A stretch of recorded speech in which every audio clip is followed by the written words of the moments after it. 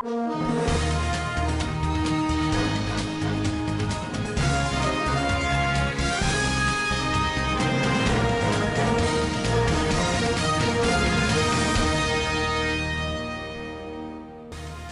Bello Matoale launches MPAS program for 1 million beneficiaries.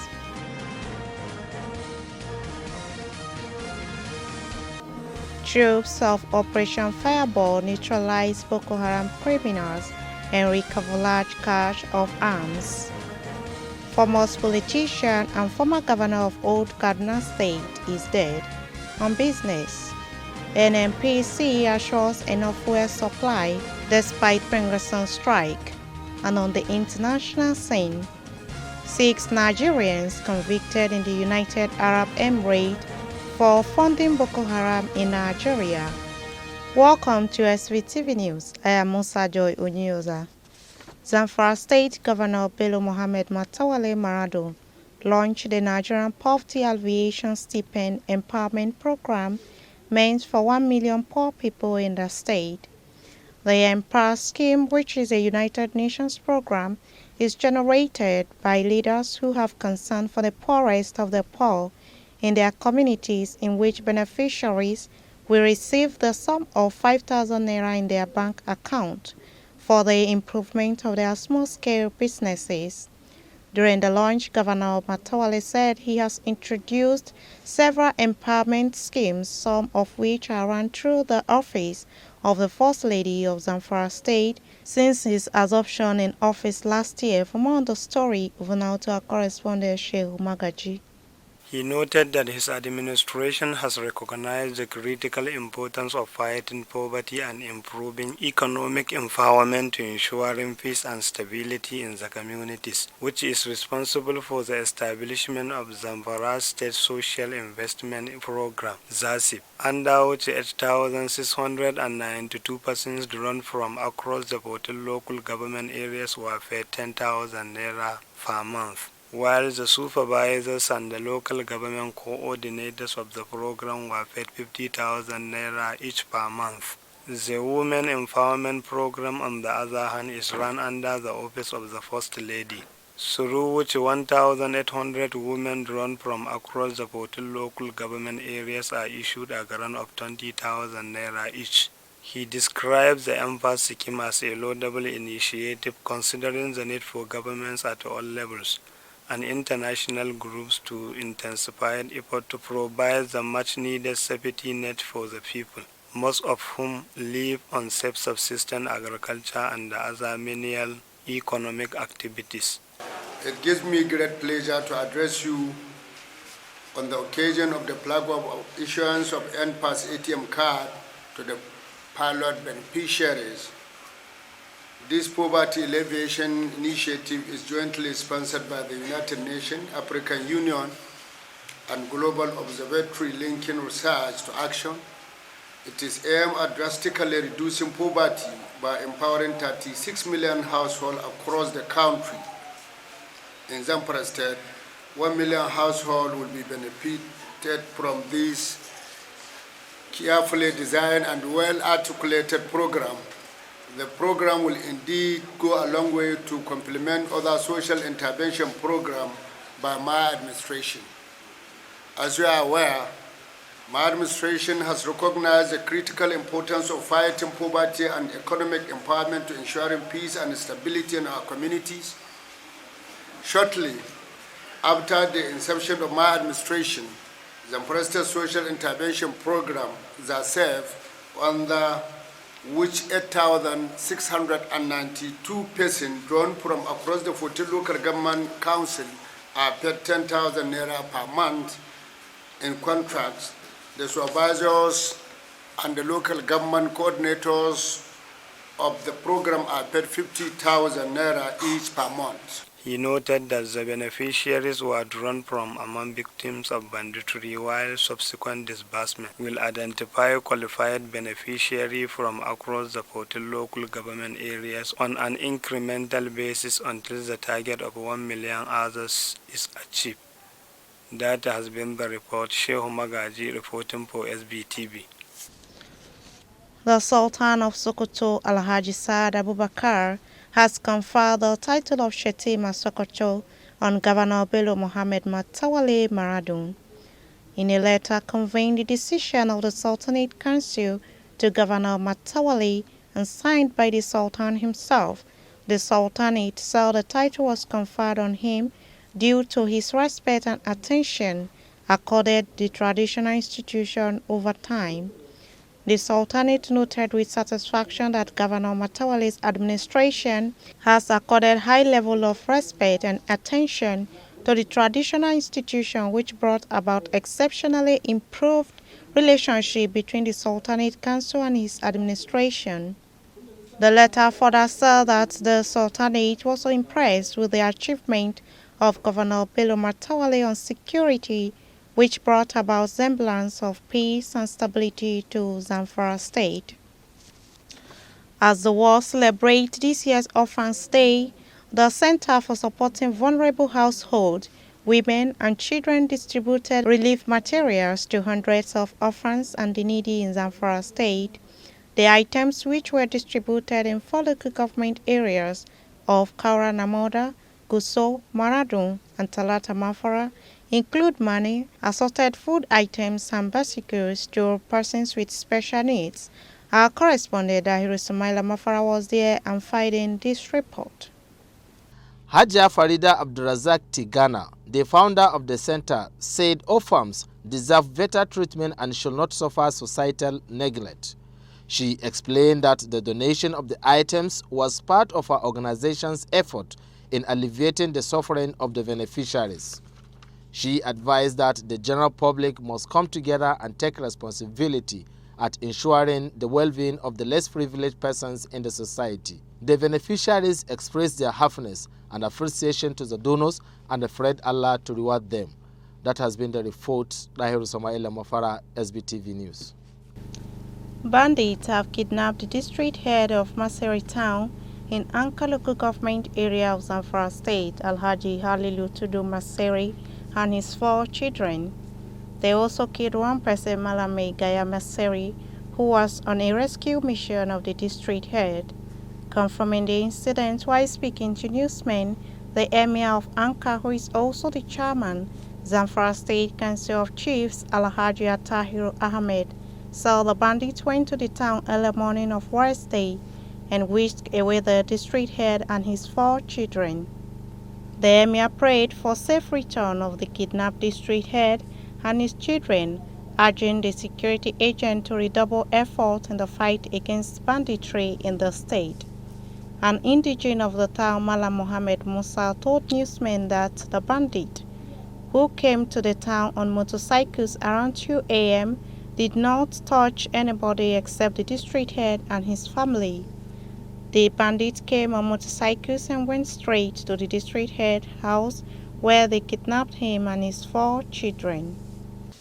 President of the Senate, Ahmed Lawan, said that the 2021 budget, which is yet being processed by the National Assembly, should be mindful of the youth unemployment in the country. Alhaji Lawan spoke in Abuja against the backdrop of the recent NSAS protest in the country at a public hearing organized by the Senate Committee on Agriculture on 2021 Budget Defense. He said the country recently had some of its youth protesting, some of them very genuinely, seeking the attention of leaders, and they got the attention of leaders.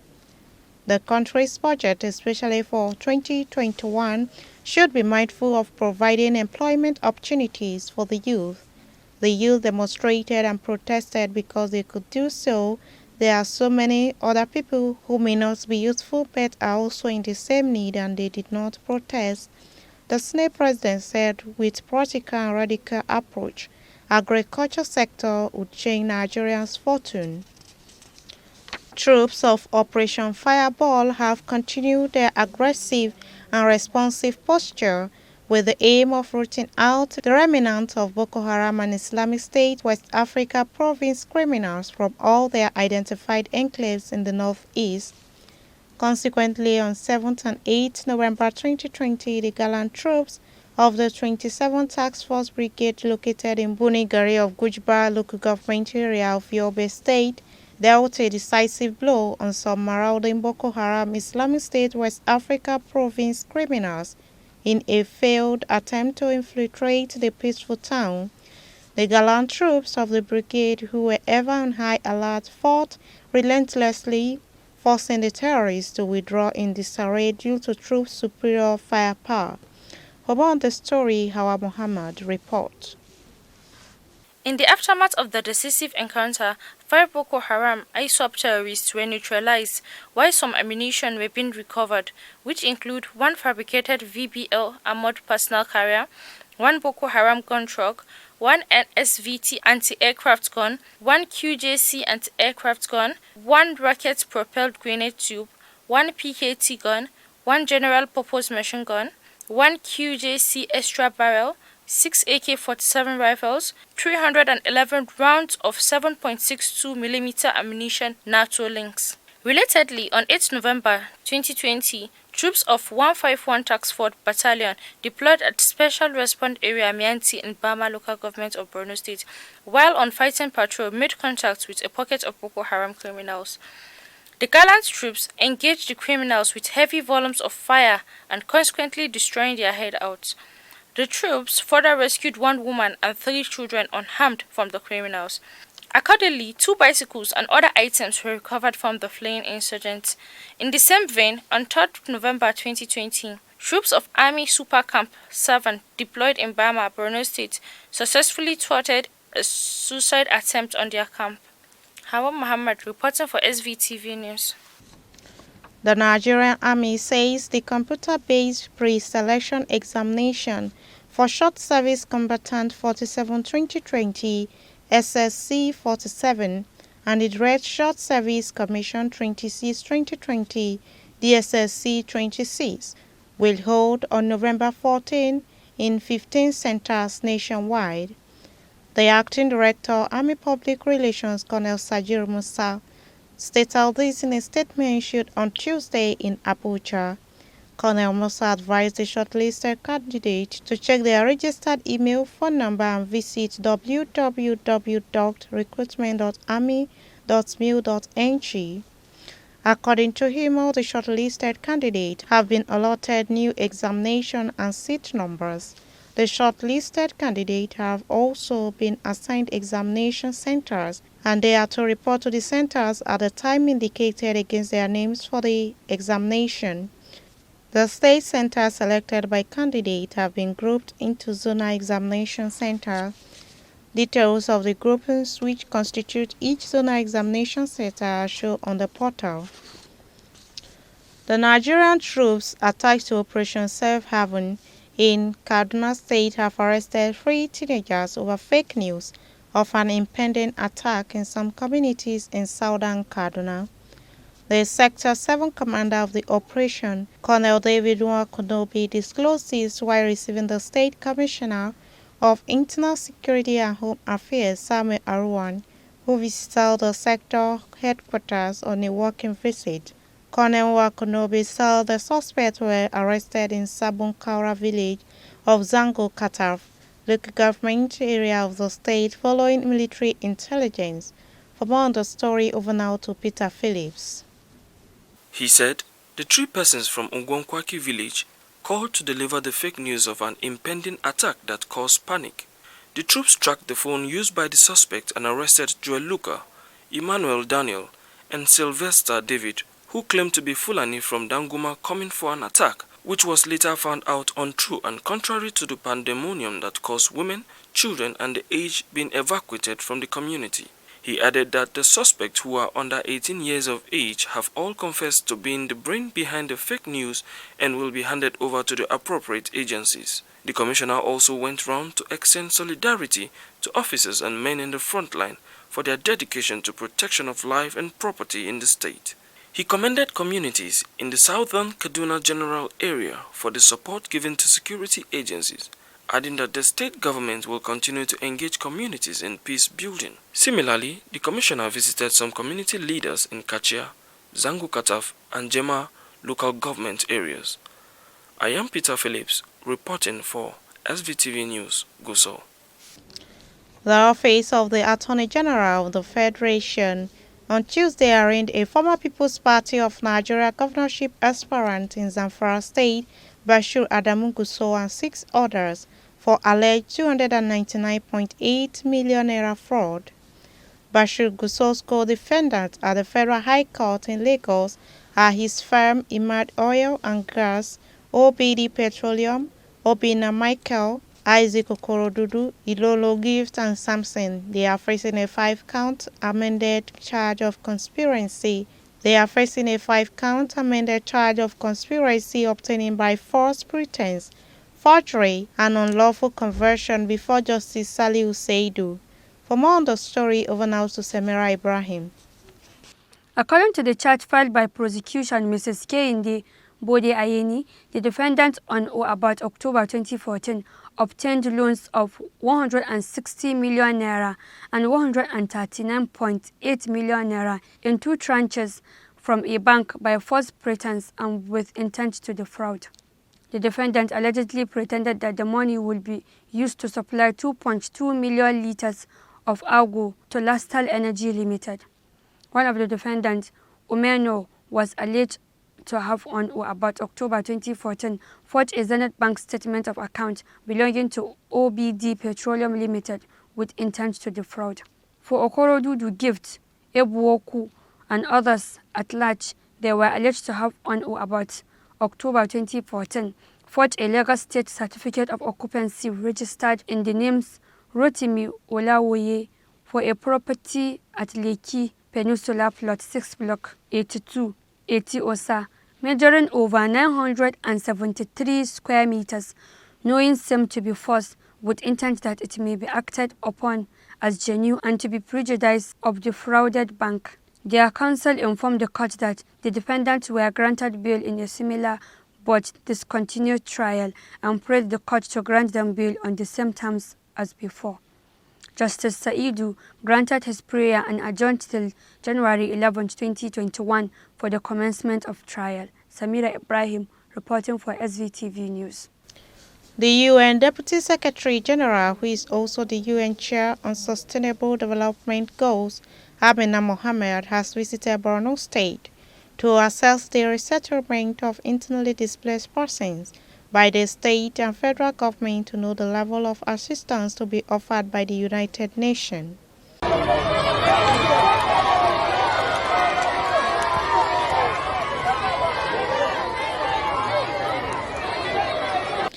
The United Nations official in company of Borno Governor Babagana Umara Zulum traveled about 190 kilometers by chopper to some IDP camps in Banki to see things for themselves as part of the UN official's visit to Nigeria. A statesman and former governor of Old Kaduna State, Balarabe Musa, died after a brief illness. The 84-year-old was also a former chairman of the People's Redemption Party, PRP. Confirming his death in a statement via social media, former Kaduna Senator Sheikh Hussaini said Alhaji Balarabe Musa is dead and Allah to forgive his soul and grant him Al-Jannah Fidausi. Late Balarabe Musa was born on 21st August 1936 in Kaduna State. He studied at Zaria Middle School and at the Institute of Administration, Zaria. He was a popular account clerk and a school teacher and survived by a wife and children. We'll be right back after this short commercial break. Stay tuned.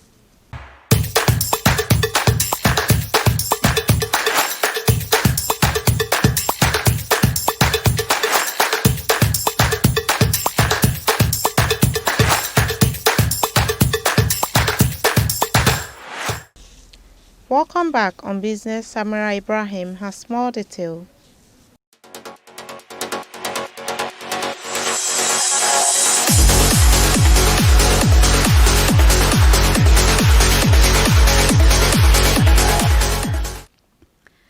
Welcome to Standard Voice Business Desk. I am Samira Ibrahim. The Nigerian National Petroleum Corporation (NNPC) says it has over 2.9 billion liters of premium motor spirit, also known as petrol, to service Nigerians during the Yuletide period and beyond. The corporation disclosed this in a statement signed by its spokesman, Dr. Kenny Obatiru, in Abuja on Tuesday. He dismissed the insinuation of possible scarcity of petroleum products following ongoing disagreements between the federal government and oil workers over the implementation of the Integrated Payroll and Personal Information System (IPPIS). The oil workers are members of the Petroleum and Natural Gas Senior Staff Association (PENGASSAN). He quoted the NNPC Group Managing Director Malam Mele Kyari as saying that the industrial action embarked upon by PENGASSAN will not lead to scarcity of petroleum products. According to him, all fuel stations and petrol depots in the country have enough stock of products to service consumers and are open for business. He expressed the hope that the industrial dispute will be settled amicably. He assured that the corporation had emplaced a stock of over 2.9 billion liters of petrol to guarantee seamless movement of people, goods and services across the country in the forthcoming Christmas season and beyond. And that's all on Standard Voice Business Desk. And on the international scene, 6 Nigerians have been convicted in the United Arab Emirates over their role in funding the dreaded Boko Haram terrorists in Nigeria with $782,000. Abubakar Muhammad and Saleh Yusuf Adamu got life imprisonment, while Ibrahim Ali Al-Hassan, Abdurrahman Adu Musa, Bashir Ali Yusuf and Muhammad Ibrahim Isa got 10 years each. For more than 10 years, Nigerian authorities have not convicted a single person for funding Boko Haram terrorism. It is on record that more than 40,000 Nigerians have been brutally in the murderous insurgency, hundreds of thousands injured, and millions of displaced and orphaned in IDP camps, while several villages and towns have totally been destroyed at a time when those funding the terror groups are working freely. Meanwhile, Governor Babagana Umar Zulum is glad that for the first time in 11 years, there appears to be a headway on tracking some alleged financial of Boko Haram's activities. The governor's message, contained in a statement on Tuesday by his spokesman Malam Isa Gusso, was in reaction to Monday's news report stating that 6 Nigerians were convicted in United Arab Emirates over Boko Haram funding. The story detailed how an Abu Dhabi appeal court upheld conviction of some Nigerians for allegedly supplying almost 300 million naira to funding Boko Haram. For more on the story, over now to Samira Ibrahim. The convict, according to the court, allegedly used bureau de change operations to send $782,000 to Boko Haram in 17 separate transfers from Dubai to Nigeria between 2015 and 2016. The governor, however, noted that he acknowledges and respects the rights of families of those convicted, who, according to the story, have raised questions on the United Arab Emirates court judgment, maintaining that the convicts were innocent of the charges. Governor Zulum urged the federal government to consider setting up a multi-stakeholder team with trusted representatives from the Federal Ministries of Justice, Foreign Affairs, the Nigerian Intelligence Agency, the Defense Intelligence Agency, the Multinational Joint Task Force on the Lake Chad, and the ECOWAS Intergovernmental Action Group on Terrorism Financing in West Africa, GIABA, to assiduously work with the United Arab Emirates government to look into the issues raised by families crying foul play, and more importantly, to follow up on the findings by the United Arab Emirates with the hope of using the intelligence, if authenticated, to expand search on other Boko Haram sponsors that may be helping in similar ways. Samira Ibrahim reporting for SVTV News. That has been the news from Standard Voice Television. To end the news, a quick look at the major headlines. Governor Bello Matole launches MPAS program for 1 million beneficiaries.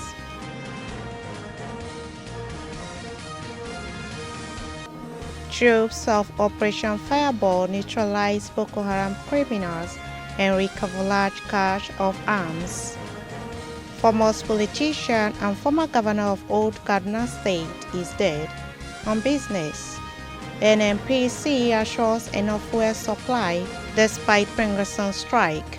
And on the international scene, 6 Nigerians convicted in the United Arab Emirates for funding Boko Haram in Nigeria. That's the news on behalf of the production crew and head of news in Current Affairs Department, Alhaji Ibrahim Garobatuno. I still remain Musa Joy Unyoda. Stay tuned.